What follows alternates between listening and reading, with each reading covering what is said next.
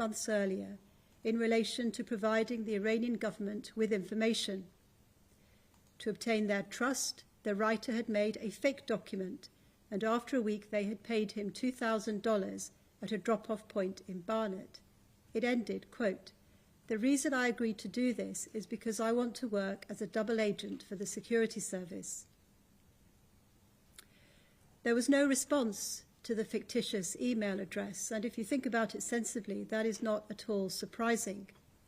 The security services must receive many nuisance emails, and there was nothing in what you had written to indicate that you were any kind of security risk to the United Kingdom, or that you had access to secure information. Still less was such a message likely to interest those who are charged with responsibility for espionage in the interests of this country.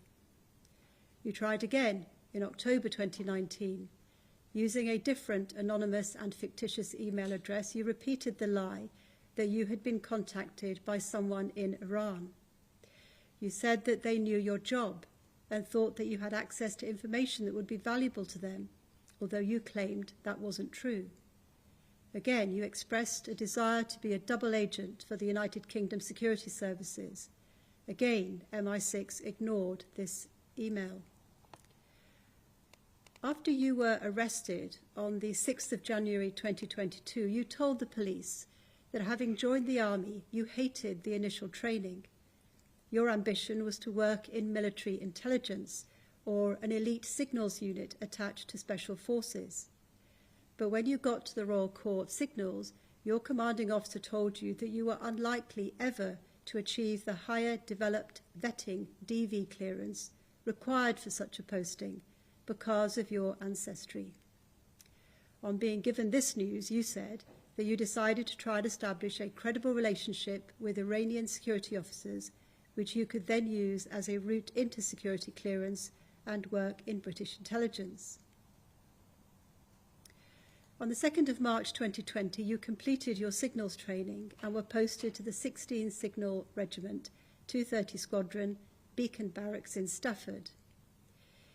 If what you told the police was indeed your motivation, then the fact that you received no response from MI6 should have been a sign that you'd failed in that endeavour. The honourable option was to knuckle down, prove your worth, and seek a meaningful career. You were young, resourceful, and had some early success in impressing your commanding officer, who was, of course, unaware of your clandestine activities. But rather than ceasing contact with enemy agents, you persisted. Indeed, in one conversation of which you kept a screenshot, you said that you were prepared to stay in the military for 25 years or more to do what Iran asked. The investigation has uncovered only limited records of the communications you were engaged in, and it's not possible to know for certain the details of everything you provided. Must reach conclusions based on the evidence, drawing inferences where justified but not speculating. You were prepared to travel to meet Iranian agents, although no doubt with a concern for self-preservation, you resisted suggestions of travel to Iran itself. In August 2020, when you were coming up to 19 years old, you flew to Istanbul, supposedly on holiday, but actually to meet them. Later that month, when you were speaking to one of your contacts, you indicated that you had left a package for them in Turkey. You have never described what it contained, but when they were later analysed, your digital devices did indicate the nature of at least some of the material you were collecting. You were working on the United Kingdom's tactical trunk all-channels communication system for overland use called Falcon. It has a high capacity and can enable voice, data and video information to be encrypted, transmitted and shared securely. Plainly, it is valuable and it must be kept secure. You recorded a great deal of information concerning the operation of the Falcon system, including taking photographs of open screens in secure areas showing information marked secret, which related to iterations of the system, and even a password record sheet, as well as details of sensitive IP addresses. Internet protocol addresses are unique and identify a device on the internet or on a local network. These included addresses in bands that related to UK secret, coalition secret, and UK restricted categories. You took photographs of Selex Sentinel handsets used by the Army. These were taken when they were connected to a UK secret network and in a location where you were not permitted to take the photographs. You continued recording and collecting this sort of information in the spring of 2021, when you were deployed to a multinational training exercise in Texas and achieved NATO secret clearance, which is the second highest level of security clearance in that organization. You were in contact with the Iranians at that time, and again, photographing screens clearly marked secret. You told police later that following your return from the United States, your Iranian handler was in touch on an almost weekly basis. In evidence, you said that you made all these notes and photographic records because you found it helpful with the work that you were doing, learning how to operate the Falcon system, and you believed you were permitted to do it for your own education. This may well have been part of the reason, and it was certainly a plausible excuse. But I am sure that you sent some of what you recorded about Falcon and in the course of your work to your handlers. There is evidence that you'd asked one of the agents handling you what information he was interested in, for example, which regiment or sector, and you told him you had access to a defence gateway screen to identify personnel. It was in August 2021, when you were nearly 20 years old, that you collected the personal details of 15 soldiers. You had been sent an Excel spreadsheet in a work chat group on the 1st of June. It listed the names of those to be promoted from corporal to sergeant in the British Army for the year 2021 to 2022. It included Special Forces soldiers, but not their full names. By the time your mobile telephone was examined, the spreadsheet had been deleted. But on the 2nd of August 2021, you extracted the details of 15 of the soldiers and compiled a handwritten list with their service number, rank, initials, surname, and unit. Notably, you selected UK Special Forces soldiers only, including members of the elite SAS, Special Air Service. Later that day, you used a pool computer to log on to the Ministry of Defence's HR platform, the Joint Personnel Administration System, JPA, as if you were booking leave for yourself. By exploiting a security flaw, which allowed you to search for the details of 7 of the 15 soldiers you had selected, you took screenshots which included their full names. This information was secret. Those promoted to sergeant typically have 10 years service. Special Forces soldiers have experience in other units and may attempt to qualify many times, with few succeeding.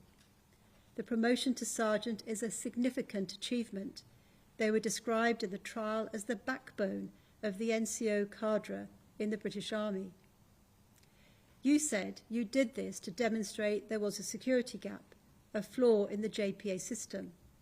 You could have done that with one screenshot, or even by simply telling someone that you suspected its existence.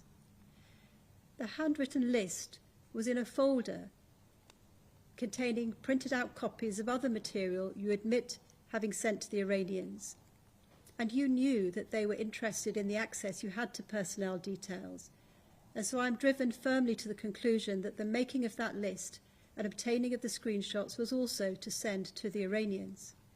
Whether or not you did send it, that means this was a very serious example of the offence under Section 58A of the Terrorism Act 2000, for which the maximum sentence is 15 years imprisonment.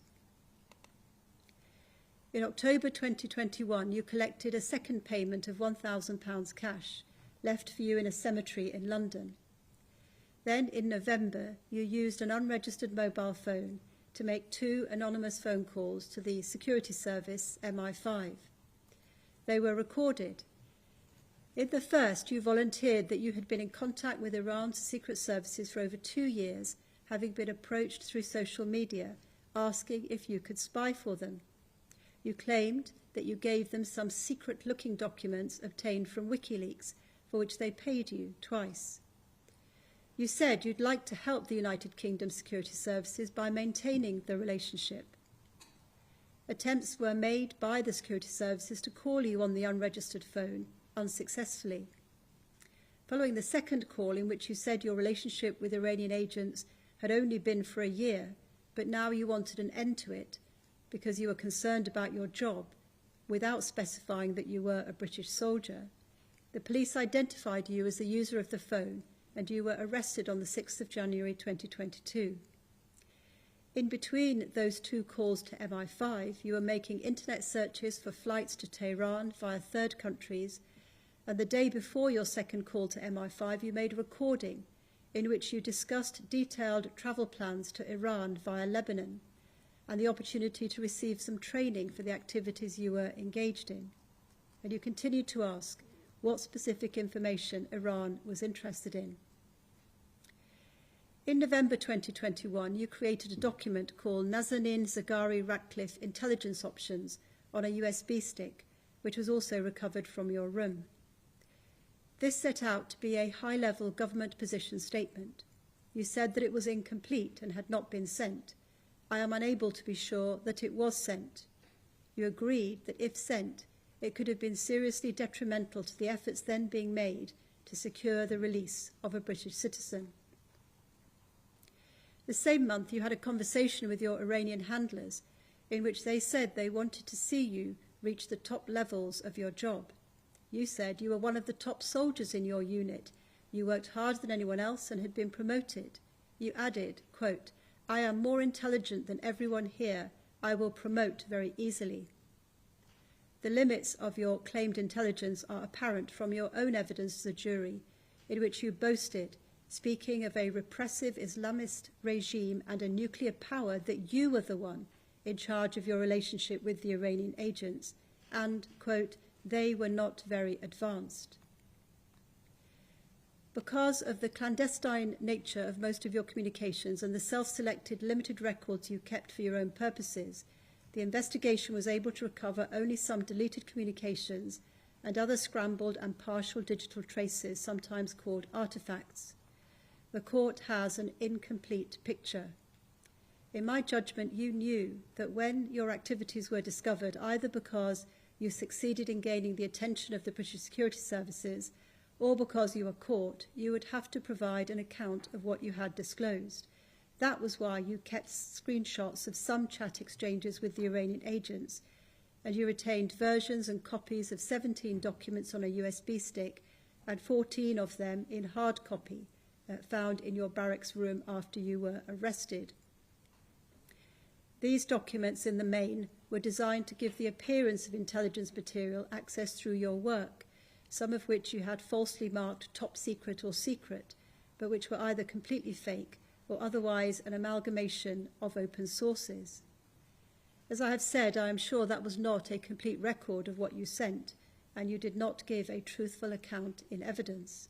For example, a photograph of the Selex Sentinel telephone handsets, which you certainly did send, was not kept in the folder or on the USB, but the fact that it was sent emerges, albeit probably inadvertently, from a small image of it and the associated discussion in one of the chats you chose to take a screenshot of. However, a hard copy of the handwritten list of 15 Special Forces soldiers who had achieved promotion was in the folder, although in evidence you denied sending it or the 7 screenshots from the JPA to Iran. Nor did the folder and the USB stick contain other material you certainly sent, which cements my conclusion that the printed material in the folder was to show a very limited range of what you had sent your handlers. On the 3rd of December 2021, you made records of information referring to the Falcon system and doctrine publications relating to United Kingdom intelligence. While you were on leave over the Christmas holidays, you had contact with your Iranian handlers, records of which you deleted. 2 days later, you said that you had big documents to send, and on the 30th of December, you sent 3 large documents, which were kept on the Ministry of Defence's secure portal to which you had access due to your security clearance. It's not necessary to describe the detail of these notes, but you had made 2 of them look more significant than they were by marking them as secret rather than their original designation as official. You later told the jury at your trial that you didn't remember how you got these documents, but that it was from the open internet. I am sure that was untrue, and the investigation found computer records indicating that you accessed the 3 doctrine notes via the Defence Gateway. You said that you didn't even read the detail of these documents before you sent them. During the course of 2022, you were on police bail as the investigation was carried out. You remained in contact with your Iranian handlers in May 2022, and you travelled to the Iranian embassy in July. The evidence of your notes and activities at this time indicate that you were hoping to achieve some sort of identity or travel document from the embassy. You were told towards the end of that year that the Crown Prosecution Service was considering charges. Sometime before the 2nd of January 2023, you went absent without leave from your post, spending nearly 4 weeks living in a van stolen from the army in November 2022 and parked not far from the base. You left a letter in your room stating that the police had more evidence than originally expected. Charges were anticipated, and you said, quote, "The UAD is known to the police. They can see messages about stolen crypto, also with a timestamp of when it occurred. They know I sent documents. Your options are suicide or absconding."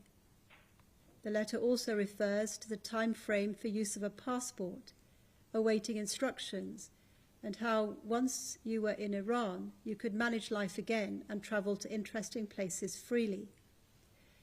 The reference to stolen crypto is significant because in 2020, while in conversation with an Iranian agent, you referred to having a stolen piece of crypto taken from another team.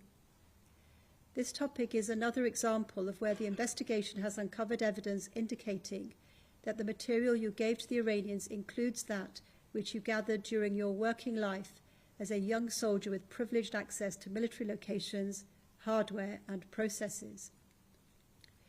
The investigation established that on the 30th of June 2020, at an early stage of your posting with 16 Signal Regiment, the Army was informed that a plug-in piece of equipment described as a crypto USB was missing from the squadron. It is capable of holding digital data and is part of the encryption system, which ensures that only those for whom communications are meant can read them. The report was investigated. The crypto USB had been last physically checked just before the COVID lockdown on the 12th of March 2020. You were at the regiment from the 2nd of March 2020. Full lockdown was announced on the 23rd of March, and the USB was not checked for again until the 30th of June, when it was found to be missing. It had been lost while in the possession of another team, not yours. This is consistent with what you told your handler about it. The loss was investigated by the Royal Military Police, but it was never found. The USB on its own was of no practical use without other information or access, in particular a password sheet with relevant passwords and a hard drive disk, which would also need to be put into a relevant terminal or other device to access the system that controls communications. That terminal is known as a user access device, a UAD. The system in which it was deployed was described as a deployable communication system that can be used in the Falcon setup when it goes out into the field. You were arrested in January 2023, charged and remanded into custody. You escaped from Wandsworth Prison on the 6th of September 2023, having been escorted to work in the kitchen. You climbed under a food delivery lorry to which you had previously attached a makeshift sling of bed sheets and metal carabiner clips. You were arrested 3 days later. In the meantime, you obtained cash from a third party, you purchased a mobile phone, and the day before your arrest, you did an internet search.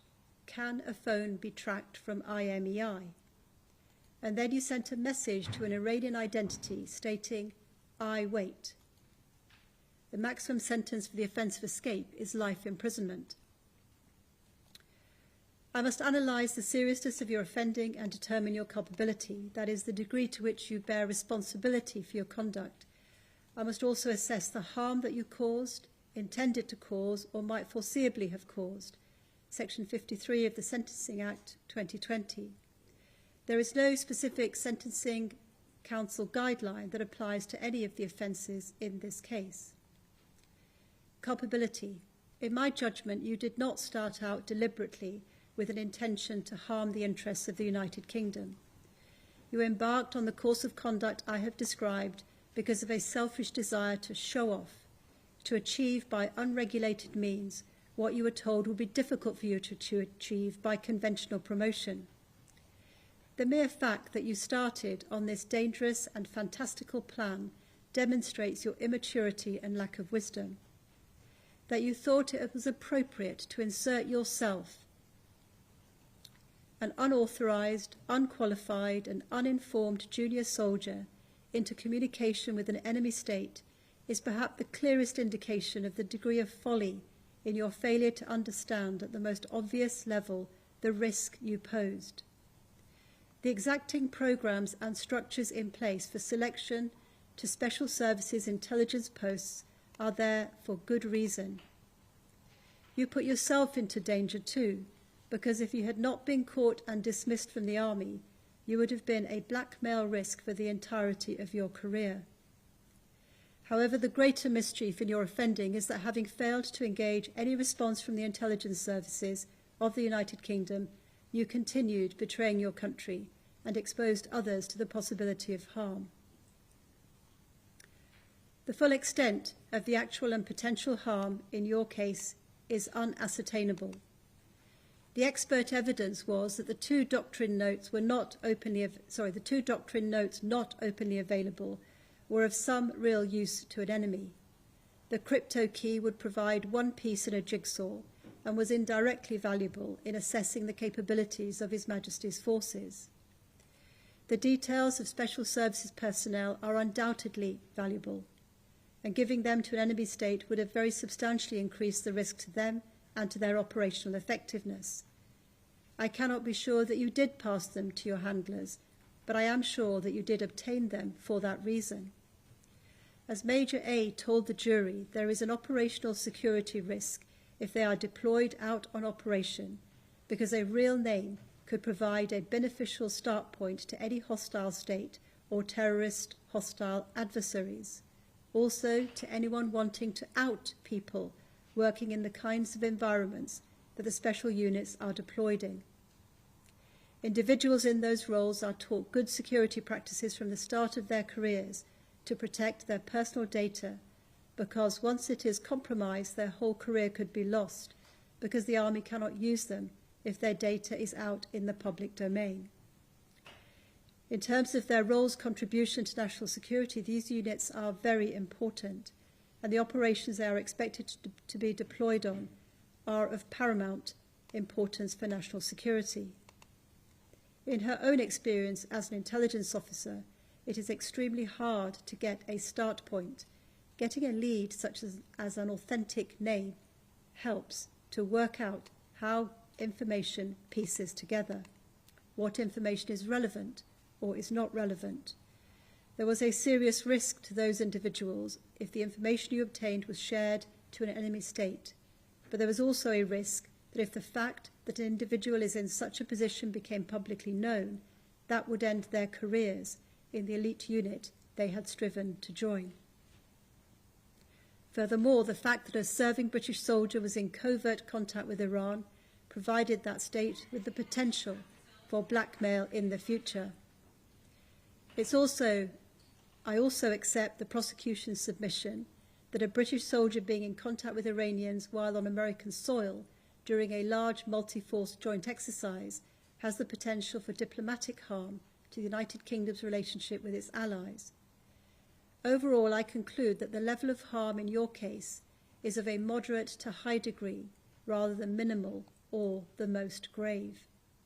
These are the aggravating features I find present. You initiated contact directly with an enemy state while serving as a member of His Majesty's Armed Forces, having taken an oath of allegiance. You were motivated by a personal grievance to betray your colleagues and superiors. Your conduct was premeditated and continued for over 2 years. You were aware that the Iranians had technology which could access your mobile phone and track where you, and by direct inference your colleagues, were serving. Although it may be that some of your early material was bogus and of no direct importance, you did not stop when you realized that the domestic security services were not going to respond to your overtures. You took payment on 2 occasions and travelled to meet intelligence officers from Iran in Turkey. You handed over genuine military information, which was at official classification, including the doctrine notes. You continued in contact with your handlers even after arrest, when you were released on police bail while under investigation. And in respect of count 2, the information you elicited from the JPA included information about His Majesty's Armed Forces at secret classification. They were members of the protected population in highly sensitive roles, and details of those particular soldiers would not be potentially merely useful, but highly valuable to a terrorist. I have also regard to the context in which you did this particular piece of information gathering. In respect of your escape from the Category B Wandsworth prison, I do not accept that there was any significant compulsion from circumstances in prison putting pressure on you to escape. These matters were thoroughly investigated when you sought before trial and declined to pursue any positive defence, such as that you were forced to escape because you felt under personal threat. Where you should be located once on trial and after conviction is a matter for the prison authorities, and I do not accept that you were in fear of attack. The truth is, you did it because you thought you could. You later boasted that as a soldier you were trained to escape. You were facing trial on very grave charges to which you had no real defence. You also abused the trust placed in you when working in the kitchen. The fact that you seem to have been in touch with an Iranian contact during your period at large is an aggravating feature, as is the degree of planning involved. You told the jury you put the sling in place under the lorry at least a week before you escaped. It's also clear that you had some assistance. At least one person met you and provided you with £400 in cash. You did not surrender yourself. Features relevant to an assessment of the harm of this offence include the very large manhunt that resulted because of the serious underlying offences that you were charged with. This involved hundreds of police officers called away from other duties at an estimated cost of £250,000 in overtime and further costs to the border force. This was an unusual and grave situation given you were charged with offences under the Terrorism Act and the Official Secrets Act, and there was significant public concern that someone of your category had escaped. The anxiety caused to thousands of members of the public who were in the local area is to be added to the trouble caused to those whose travel was disrupted, and this also has to be taken into account.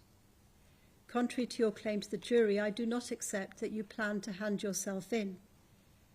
On the other hand, you were captured after a relatively short period, and you did not use any violence in your escape. As to mitigation, Mr. Hussein has stressed your age, both at the time of the offending and now. It is well understood today that the developmental process of the human brain continues into the 3rd decade of life, and in general does not reach maturity until the mid-20s. This means that I'm dealing with someone who, for all your bravado and superficial capability, is still a little distance from full adult. Dr. Wood, the psychologist, found no evidence of any neurodevelopmental disorder. He assessed you as someone who feels a strong need to impress. He diagnosed narcissistic and antisocial personality disorders. Taking these in turn, they indicate a sense of entitlement, expectation of special treatment without assuming reciprocal responsibility, and someone who is untrustworthy and unreliable. You have experienced some adversities in childhood, including a lack of support from your violent and absent Lebanese father, and difficulties in your relationship with your mother, who you felt favoured your sister. You attended mainstream school and achieved 10 GCSEs. You are an attention seeker, and you enjoyed the notoriety you attracted following your escape from prison. In that context, you told Dr. Wood you didn't ever want to be just a number with no one looking at you. I have considered the sentencing offenders with mental disorders, developmental disorders, or neurological impairments guideline, but do not find that your culpability is reduced to any degree relevant to sentence by your personality disorders, which by their nature are within your ability to control. The disappointment you may have felt after your ambition to join an intelligence unit was discouraged was no justification for jeopardising national security and breaching the absolute prohibition on unauthorised contact by a member of the military with an enemy state such as Iran. You had received some plaudits early in your career, winning Best Junior Soldier in December 2020, but this was insufficient attention for your personality. I accept that at the start you may have been deceiving the Iranians, but you will soon have realised that this was insufficient to keep their interest. I accept you are not motivated by financial greed. I have in mind the purposes of sentence as set out in Section 57 of the Sentencing Act 2020. The authorities cited by the prosecution make plain the aims of sentence in such rare cases as this one are threefold: punishment, deterrence, and safeguarding. As I have said, I reject the submission that you are anxious for your safety at His Majesty's Prison Wandsworth. Dr. Wood concluded that you were not able to tolerate being an invisible man in that setting, and so acted to ensure you were noticed. Sending a message to an Iranian contact and remaining in the West London area until you were apprehended indicates some kind of plan was in place. At the very least, even then, you hoped for some response from your handlers. Whatever you had hoped would happen was frustrated by your arrest following a widespread and intensive police operation. Your offence does not fall cleanly into either of the two categories of escapes considered in the authorities, as I have found you were not under personal pressure to escape, and nor were you assisted by outside associates to make the escape.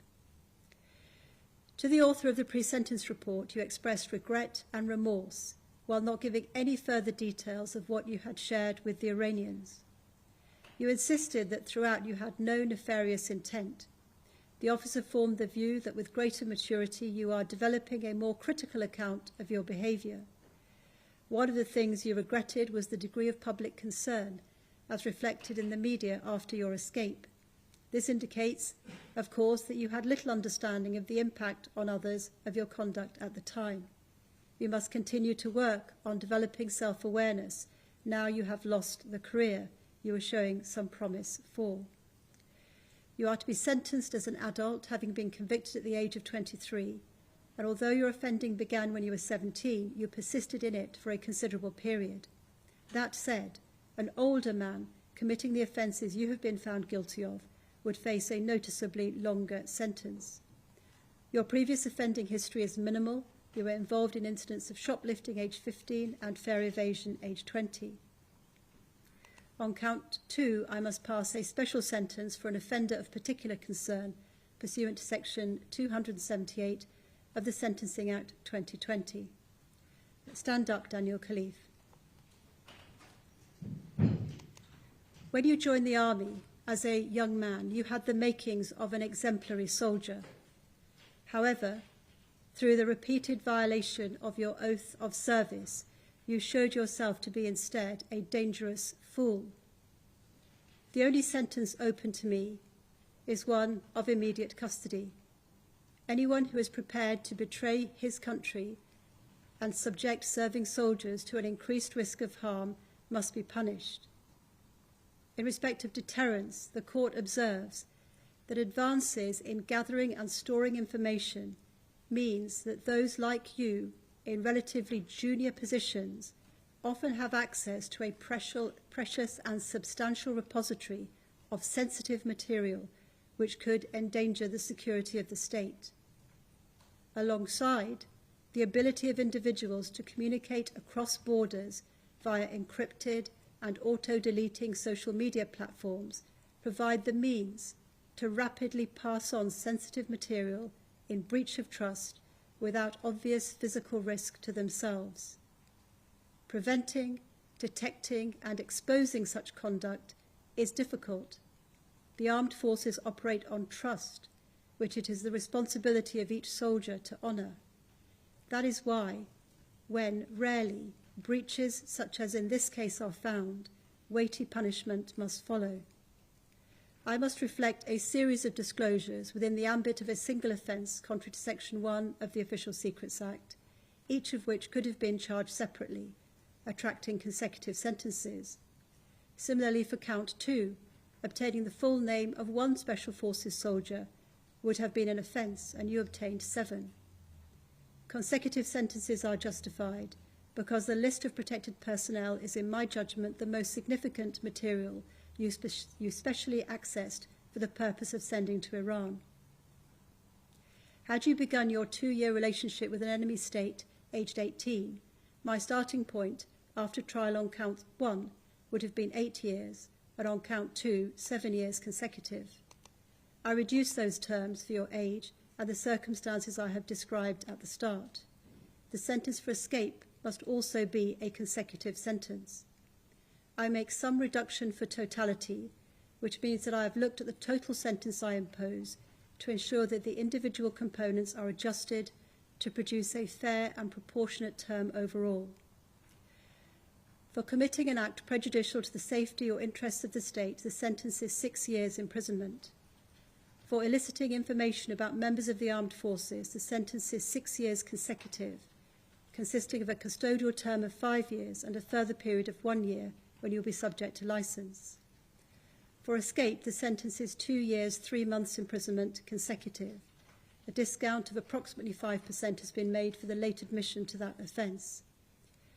You are subject to the notification requirements in Part 4 of the Counter-Terrorism Act 2008 for 15 years. I impose the surcharge. It is a matter for the prison authorities, but the various statutory regimes regulating early release mean the sentences will be served in order as follows. First, you will serve half the sentence for the Official Secrets Act offence. Then you will serve 40% of the sentence for escape. Finally, you will serve 2/3 of the custodial term for the Terrorism Act offence before your case will be referred to the Parole Board for consideration of whether you should be released before the expiry of the total of the custodial terms. The total sentence is therefore 14 years and 3 months. Thank you. You may go down.